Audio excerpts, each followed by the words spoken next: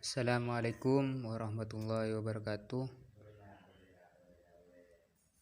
Perkenalkan, nama saya Ahmad Adimullah dari Prodi Elektro Teknik Elektro Universitas Nurul Jadid dengan nomor NIM atau nomor induk mahasiswa 2021 3012.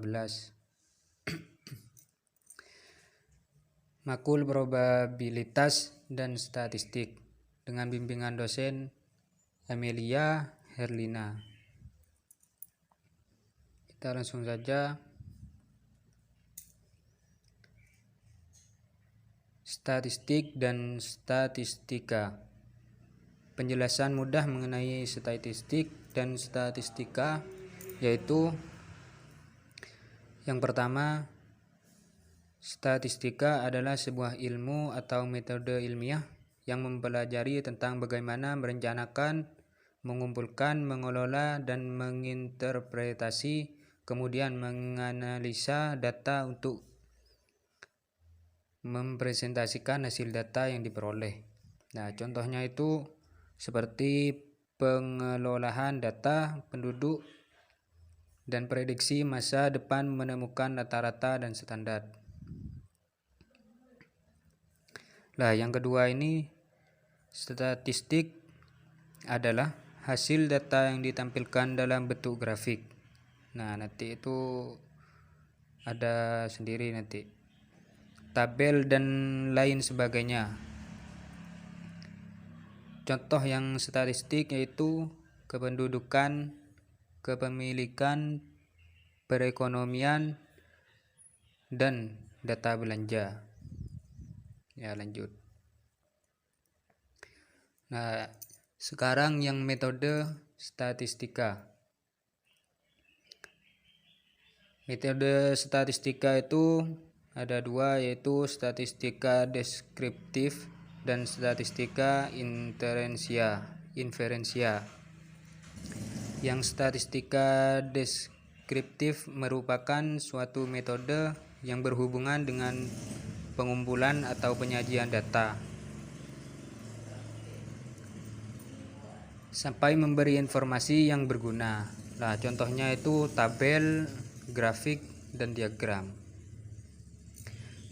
Yang statistika inferensia yaitu merupakan suatu metode yang dapat dipakai untuk bisa menganalisis kelompok kecil dari data induknya maupun sampel yang diambil dari populasi. Nah, contohnya yang statistika inferensia itu seperti gambar tersebut. Next. Kemudian data kuantitatif dan data kualitatif. Data kuantitatif adalah jenis data dalam penelitian yang dapat diukur, dihitung, serta dapat dideskripsikan dengan menggunakan angka. Nah, contohnya itu data jumlah siswa tiap tahun itu kan pasti berbeda.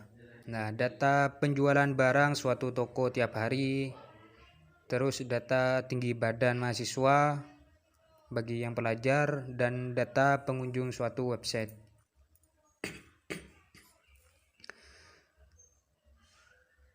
Dan yang data kualitatif atau disebut juga data naratif adalah data dalam penelitian yang menjelaskan suatu fenomena.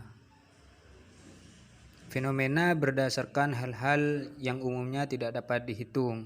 Nah, contohnya yang tidak dapat dihitung itu deskripsi suatu daerah yang diteliti, terus biografi narasumber yang dijadikan referensi penelitian, dan sejarah berdirinya suatu perusahaan yang diteliti. Lanjut. Nah, kali ini populasi dan sampel. Populasi ini adalah keseluruhan totalitas atau generalisasi dari satuan, individu, objek atau subjek yang mempunyai kuantitas dan karakteristik tertentu yang akan diteliti. Dapat berupa orang, benda, institusi, peristiwa, dan lain-lain yang di dalamnya dapat diperoleh atau dapat memberikan informasi atau data penelitian yang kemudian dapat ditarik kesimpulan. Terus yang sampel. Sampel ini adalah wakil atau sebagian dari populasi yang memiliki sifat karakteristik yang sama namun bersifat representatif dan menggambarkan populasi sehingga dapat mewakili semua populasi yang diteliti. Nah, contohnya yang populasi yaitu penelitian tentang motivasi peserta senam Zumba di Sanggar Batita berjumlah 100 peserta.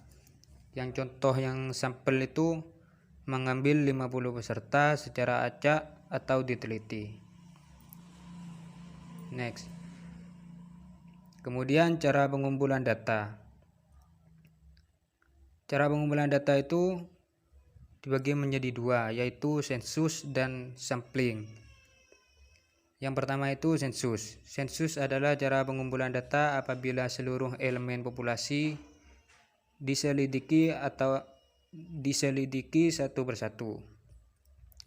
Data yang diperoleh tersebut merupakan hasil pengolahan sensus yang disebut sebagai data yang sebenarnya,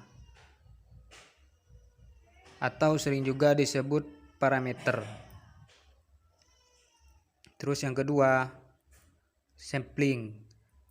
Sampling ini adalah cara pengumpulan data apabila yang diselidiki berupa sampel dari suatu populasi. Data yang didapat dari hasil sampling merupakan data perkiraan. Nah, jadi jika dari 100 perusahaan hanya akan diselidiki 10 saja, maka hasilnya dari penyelidikannya merupakan suatu perkiraan. Contoh yang dari sensus tadi yaitu contohnya hasil sensus penduduk tahun 1981 memberikan data sebenarnya mengenai penduduk Indonesia. Jumlahnya menurut jenis kelamin, menurut umur, terus menurut pendidikan, dan menurut lapangan kerja dan agama. Dan sensus mengawali negeri tahun 1974 memberikan data sebenarnya mengenai jumlah menurut pendidikan, menurut daerah, pusat, dan lain sebagainya. Dan juga sensus pertanian dan sensus industri masing-masing memberikan data sebenarnya tentang keadaan permasalahan pertanian dan industri. Contoh yang sampling ini yaitu perkiraan jumlah karyawan, perkiraan jumlah modal, dan perkiraan jumlah produksi, perkiraan rata-rata modal, dan lain-lain sebagainya. Ya, lanjut. Nah, sekarang penyajian data. Mengapa data perlu disajikan dalam tabel atau grafik? Nah, di sini saya akan menjawabnya. Karena data yang telah dikumpulkan baik berasal dari populasi maupun sampel, untuk keperluan laporan atau analisa perlu diatur atau disusun, yaitu disajikan secara sistematis dan rapi. Secara garis besar ada dua cara untuk menyajikan data, yaitu dengan menggunakan tabel dan grafik. Nah, di sini ada gambar macam-macam grafik. Ada dua grafik, yaitu grafik batang dan grafik lingkaran. Nah, grafik ini menghitung jumlah kelulusan mahasiswa program S1 Teknik Elektro tahun 2010 sampai 2016. Fungsi dari diagram tersebut adalah untuk mempermudah dalam memperinci data yang berisi angka. Cukup sekian hasil dari presentasi saya. Apabila ada kesalahan mohon dimaafkan. Wassalamualaikum warahmatullahi wabarakatuh. Jangan lupa like, comment, and subscribe.